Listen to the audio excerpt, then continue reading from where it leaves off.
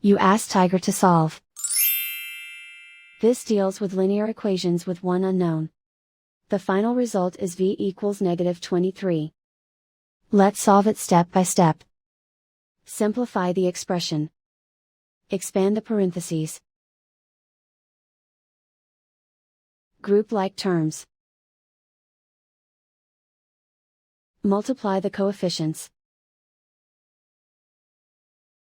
Simplify the arithmetic.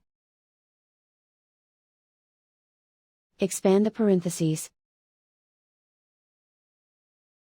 Group like terms. Simplify the arithmetic. Group all L terms on the left side of the equation. Subtract 4v from both sides. Group like terms. Simplify the arithmetic. Group like terms.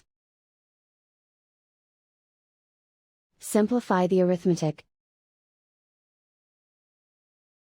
Group all constants on the right side of the equation. Subtract 24 from both sides. Simplify the arithmetic.